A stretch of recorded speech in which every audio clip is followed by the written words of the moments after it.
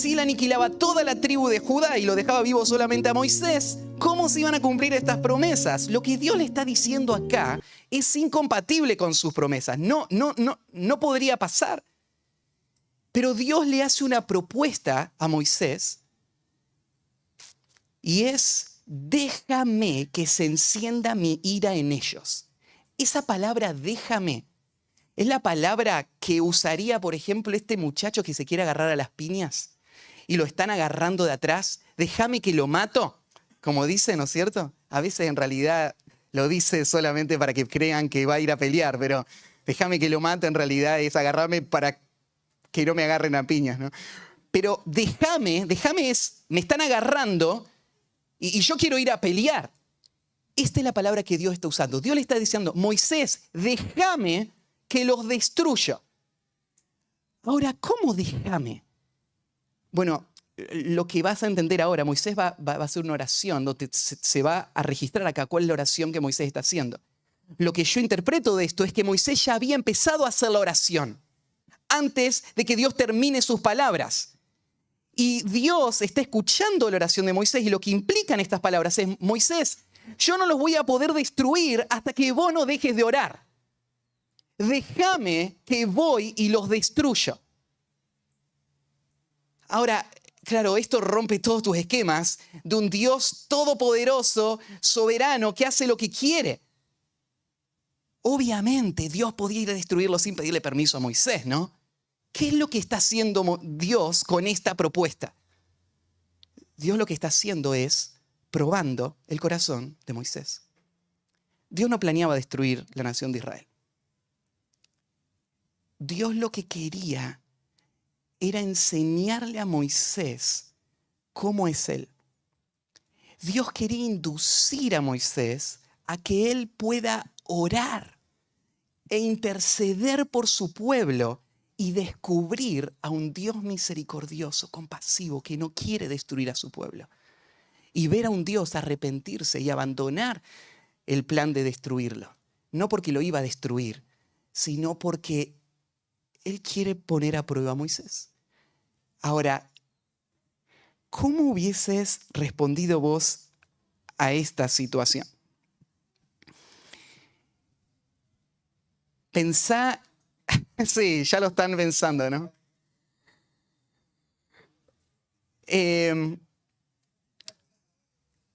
Tenés que orar, pero esto no es cualquier oración.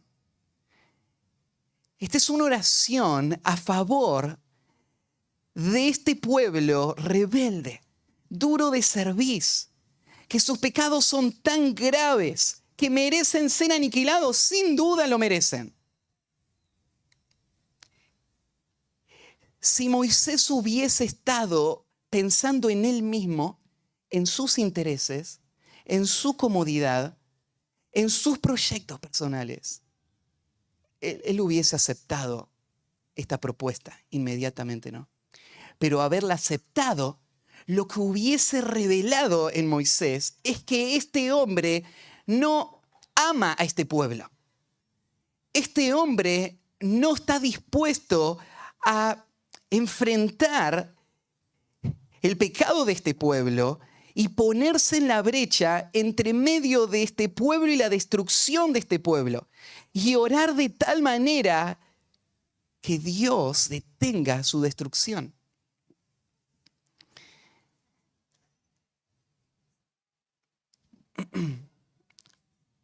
¿Qué va a hacer Moisés? Moisés va a orar. Y nada de estas cosas van a frenar a Moisés de orar por este pueblo. Ni la gravedad del pecado de la nación, ni la obstinación del pueblo y de la inclinación de su corazón. No lo va a detener de orar, ni siquiera la ira de Dios. ¿Vos quisieras ponerte al frente de Dios cuando Él está yendo para destruir un pueblo? Pero ni siquiera esa ira que está viniendo para destruir este pueblo va a ser suficiente razón para que Moisés se corra y deje de orar por esta nación.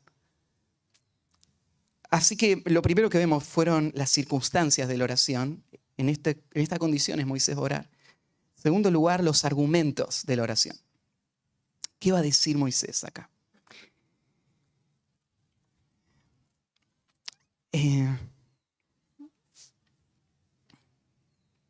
Como decía, la oración de Moisés no tenés que verla como una pulseada, una tensión entre Moisés y Dios, y al final Moisés es el que gana porque lo convence a Dios. Lo que tenés que ver acá, atrás de esta oración, es cómo realmente funcionan todas las oraciones. Dios es un Dios soberano que cumple sus propósitos, pero Él usa medios para cumplir esos propósitos. Uno de los medios que Dios usa para cumplir sus propósitos es la oración de su pueblo, que Él mismo impulsa y que Él mismo responde para cumplir lo que Él ya había determinado hacer. Pero al final del día es verdaderamente una respuesta a esa oración y verdaderamente un acto soberano de Dios. Dios no está en tensión con Moisés, pero ¿te suena parecida la escena a Abraham en esa colina mirando la ciudad de Sodoma y Gomorra como negociando con Dios? Donde no va a cambiar Dios de parecer por su oración, pero va a exponer el corazón de Abraham y va a usar la oración de Abraham para cumplir ese propósito. Así está orando Moisés. Así que Moisés va a traer una serie de argumentos para convencer a Dios de que no destruya la nación de Israel. Quiero que los escuches porque esta es la clase de oración que vos tenés que hacer. Así tiene que ser la vida de oración de los líderes del pueblo de Dios. Oraciones que Dios va a usar para librar de la destrucción a personas. ¿Vos pensaste alguna vez que tu oración puede marcar la diferencia entre el infierno eterno o el gozo y el deleite eterno de un alma? Pero si no, eso ya está escrito en el libro de la vida. Sí. Pero ese Dios soberano que elige obra de acuerdo a través de medios que Él usa. Y verdaderamente Él responde oraciones de personas que se salvan porque oramos por ellas. Tu oración puede marcar la diferencia entre la destrucción de una persona por el pecado o la obra de gracia de Dios que va a librarle de la locura, que le va a llevar en un camino que va a traer tanto dolor y deshonra al nombre de Cristo. Y vos tenés que aprender a hacer estas oraciones, tal como Moisés la va a hacer. Por eso mirá el modelo, cuáles fueron los argumentos de Moisés. En primer lugar, Moisés apela a la elección y rescate del pueblo de Dios. Miren el versículo 11. Entonces Moisés oró en presencia de Jehová su Dios y dijo: oh Jehová, ¿por qué se encenderá tu furor contra tu pueblo, que tú sacaste de la tierra de Egipto con gran poder y con mano fuerte? Dios, son tuyos. Tú los compraste. Fue tu poder el que los trajo a este lugar. Dios, acordate que cuando vos llegaste a rescatarlos, ellos eran igual de idólatras que lo que son hoy. Eran igual de rebeldes que lo que son hoy. Su servicio era igual de dura, pero aún así tú mostraste el favor hacia este pueblo. Tú me enviaste, tú le sacaste de ahí. Y entonces ellos te pertenecen. Y esto es verdad, Dios lo sabe. Pero se goza en escuchar a Moisés, reconocerlo. Y esto es lo que Moisés está diciendo: este no es mi pueblo. Yo no puedo decidir sobre esto, yo no puedo hacer nada, no puedo guiarles, no puedo salvarles ni destruirles. Es tu pueblo, tú empezaste una obra en ellos por tu gracia. Lo segundo que va a apelar Moisés es a la gloria y a la fama del nombre de Dios. Te decía hace un momento, si Moisés hubiese estado pensando en su situación, en lo difícil que era para él tener que enfrentar esto, si hubiese pensado en su comodidad, en en lo que estaba pasando o en sus planes, el pueblo no me está obedeciendo y entonces nunca vamos a lograr, nunca vamos a entrar a esa tierra prometida. Si Moisés hubiese estado pensando en eso, no hubiese hecho esta oración. Pero él está pensando en otra cosa que lo deja ver en el versículo 12. ¿Por qué han de hablar los egipcios diciendo, para mal los sacó, para matarlos en los montes, para arrerlos de sobre la faz de la tierra? Dios, si los destruís, tu reputación en el mundo entero, todos van a pensar que no los pudiste salvar. Todos van a tener una imagen deformada de tu carácter. Lo que a Moisés le interesa es la gloria de Dios, es la fama de Dios, el nombre de Dios. Y esta es la pasión que le está moviendo a la hora de hacer esta oración. Más allá de este pueblo, si sobrevive o no sobrevive, si vamos a ser destruidos o no, acá lo importante, Dios, es tu nombre. Vos entendés que en la iglesia el Señor planeó glorificarse. Ahí en Efesios, capítulo 3, donde cierran esas palabras conocidas, aquel que es poderoso para hacer todas las cosas mucho más abundantemente de lo que pedimos, entendemos según el poder que actúa en nosotros, a Él sea la gloria en la iglesia. Dios planea glorificarse en la iglesia. Señor, esta es tu iglesia. Señor, por tu nombre, por tu gloria, por tus propósitos en este mundo, Señor, obra. Detén tu ira.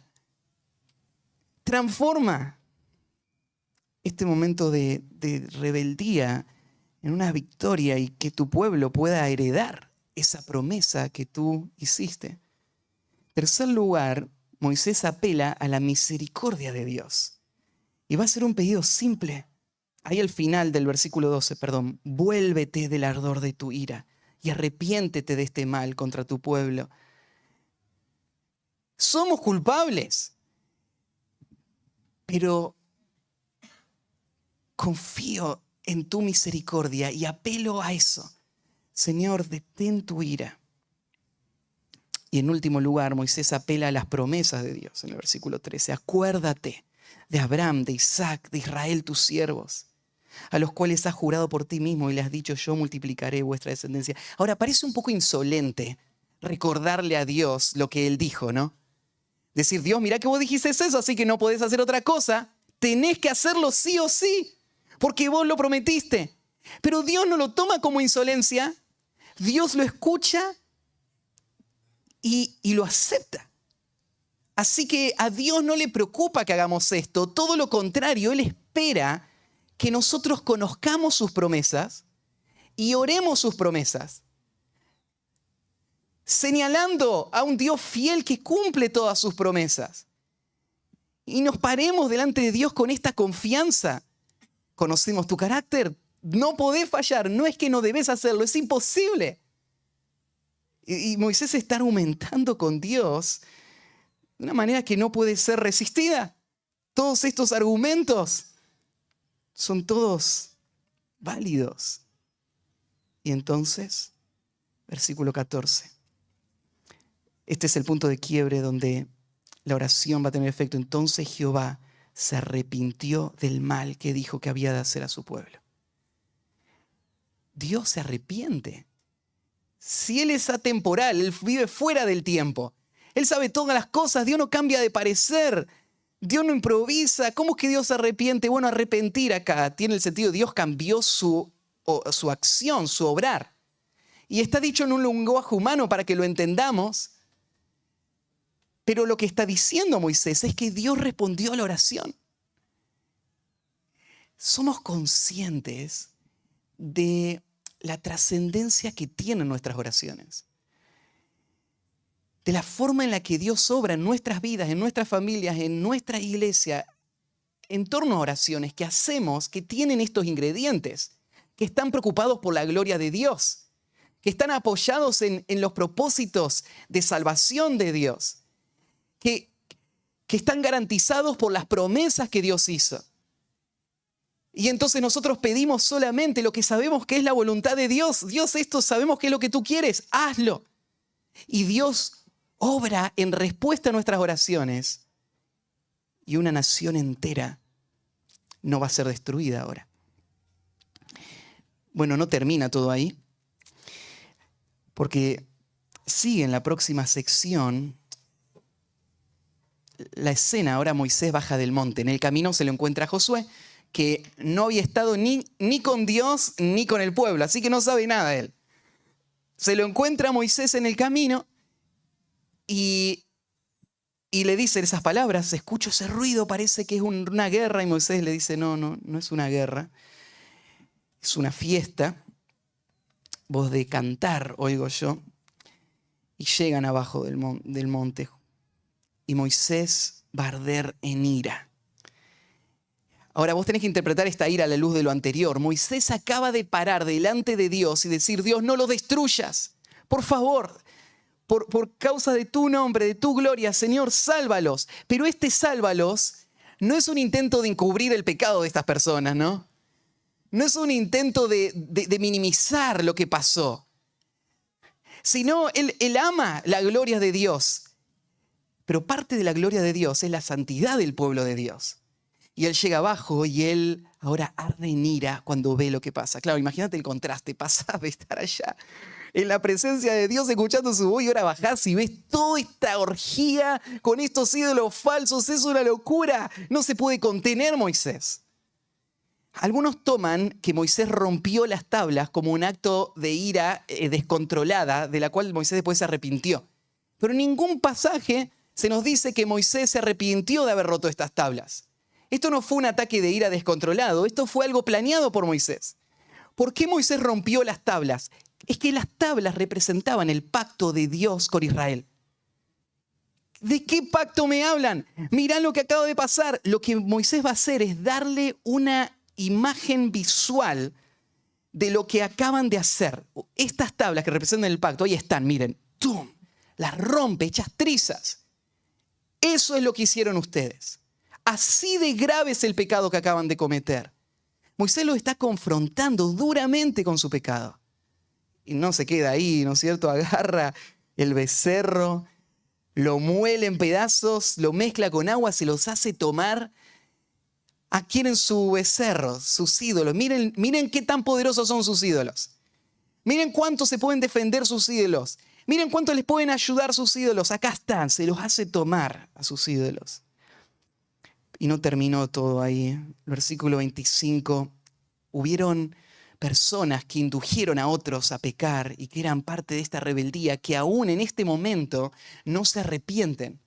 Así que Moisés hace una convocatoria que suena muy parecida a la convocatoria que hace Elías arriba del monte. Elijan de qué lado se van a poner, con los ídolos o con Dios.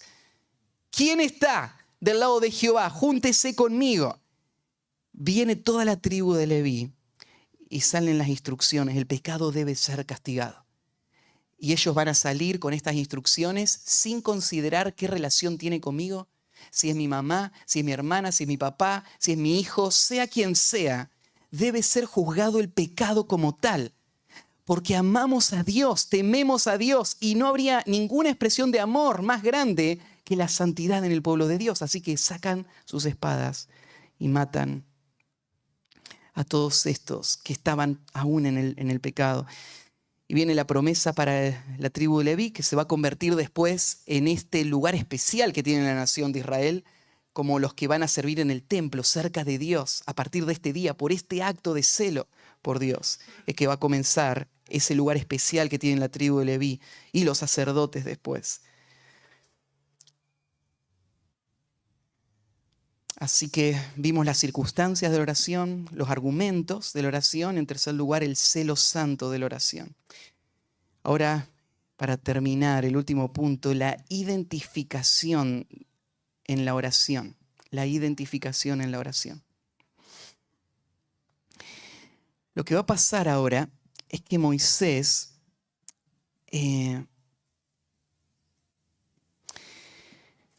va a volver, en el versículo 30, a subir al monte para orar a Dios. Mirá el versículo 30 cómo lo plantea. Moisés le va a decir, vosotros habéis cometido un gran pecado, pero yo subiré ahora a Jehová.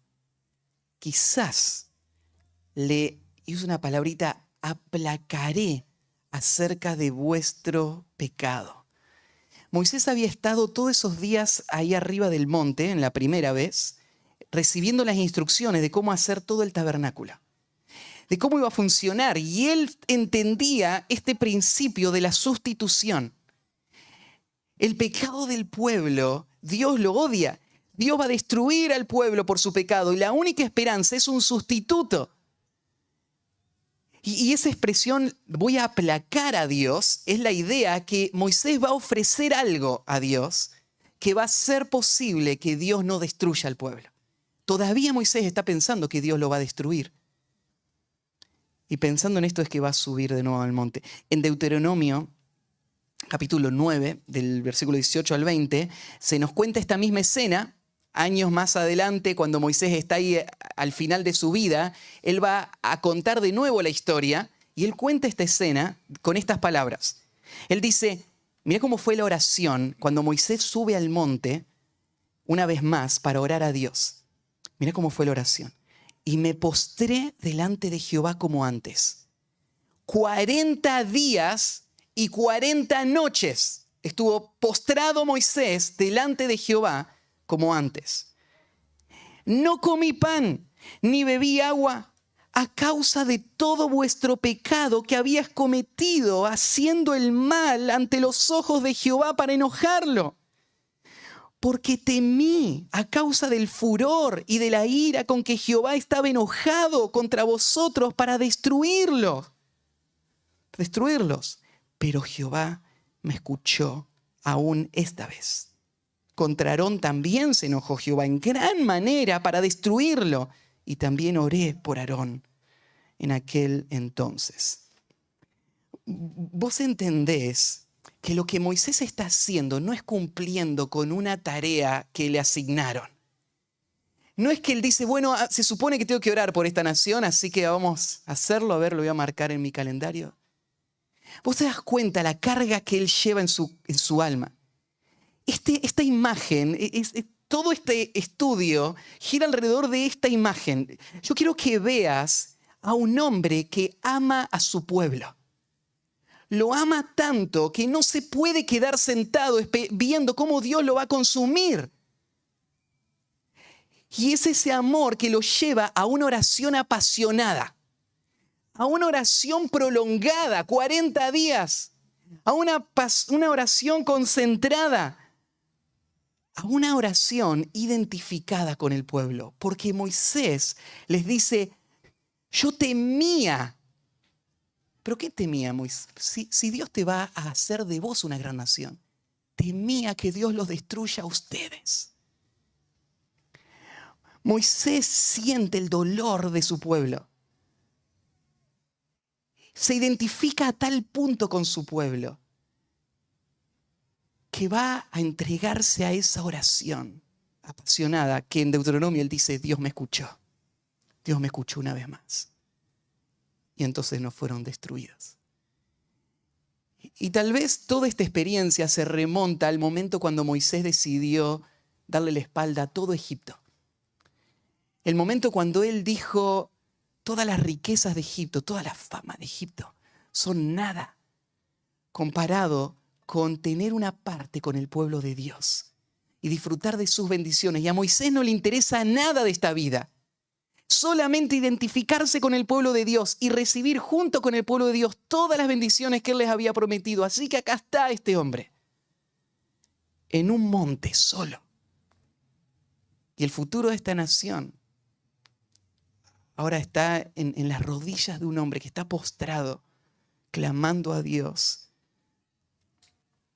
Y en esta oración, mira las palabras que va a decir. Entonces volvió Moisés a Jehová y dijo, te ruego pues, este pueblo ha cometido un gran pecado. Moisés va a confesar el pecado de toda la nación. Se hicieron dioses de oro. Te ruego que perdones ahora su pecado. Este es el ruego, Señor, perdona. Solo esto nos libraría del destino al que nos dirigimos. Tu perdón. Pero ¿cómo se puede lograr tal perdón? ¿Se acuerdan lo que había dicho Moisés? voy a subir al monte para ver si puedo aplacar a Dios. Escuché las palabras de Moisés. Y si no, ráeme ahora de tu libro que has escrito. Señor, si yo podría tomar el lugar de esta nación rebelde, que acaba de pecar, que merece morir, pero no quiero que sea destruida. Señor, si yo podría tomar lugar, destrúeme a mí, mátame a mí, y que esta nación sea perdonada. Si es que tú aceptarías un sustituto. Claro, Moisés, ¿cómo puede ser el sustituto de esta nación si él mismo es un pecador? Él no puede morir por una nación, ¿no? Iba a llegar el día donde uno iba a morir por esta nación y se iban a cumplir estas palabras que Moisés mismo está diciendo acá. Pero Moisés no puede morir por esa nación. Pero ¿te das cuenta el grado al que él se identifica con este pueblo? Esto no es algo superficial. Esto no es decir, bueno, yo sigo con mis cosas y ellos que hagan lo que quieran. Si se quieren seguir así, que se destruyan, ¿no? ¿Cómo? ¿Cómo podría? ¿Cómo podrías, conociendo a Dios? ¿Cómo podrías, sabiendo las promesas que Dios le ha hecho a este pueblo? ¿Cómo podría? Siendo que yo soy parte de este pueblo, no soy mejor que este pueblo y la gracia de Dios se mostró en mi vida también. Jamás podría. Y el nivel de identificación, ¿no es cierto?, es extremo. Mi vida voy a poner por este pueblo. Hasta que no sintamos esto y no pensemos esto, no vamos a poder hacer oraciones efectivas a favor de las personas que el Señor puso a nuestro cuidado. Mientras vos estés pensando en tus intereses y tus oraciones solamente tengan que ver con facilitarte la vida o lograr tus objetivos, y no sea la gloria de Dios, sus propósitos de salvación, hasta que vos no te identifiques con el dolor de tu pueblo, al punto donde vos estés dispuesto a morir en el lugar de este pueblo, entonces tus oraciones no van a estar calificadas para ser oídas y respondidas de esta manera. Así que un líder que ama, ora. Pero ora de esta manera. Ora oraciones que están cargadas del peso por el dolor y por el deseo de la gloria de Dios reflejada en nuestro mundo, en nuestro entorno. Que esa sea la vida de oración que el Señor permita que cultivemos. Todos nosotros, decía al principio, nos sentimos culpables porque tenemos mucho por crecer en nuestra vida de oración. Espero que el estudio hoy nos haya movido un pasito más adelante en poder vivir vidas de oración como líderes. Oramos, terminamos. Padre, cerrando esta sesión, después de haber escuchado tu palabra viva, solo podemos pedir misericordia, Señor. Y pedirte que forjes en nuestro corazón esta clase de amor que nos lleve a orar de esta manera y que tú uses nuestra vida a cumplir tus propósitos de salvación en nuestro mundo. Señor, te pido por estos hombres. ¿Cómo podríamos aspirar a ser hombres espirituales sin oración? ¿Cuánto necesitamos crecer y orar de esta manera? ¿Cuánto sucedería? ¿Cuánto harías tú en respuesta a esas oraciones? No lo sabemos, pero te ruego, Señor, que obres en nuestras vidas para que podamos orar así. Y, Señor, que tu nombre sea glorificado y nosotros podamos ser instrumentos en tus manos para esto. En el nombre de Cristo Jesús. Amén.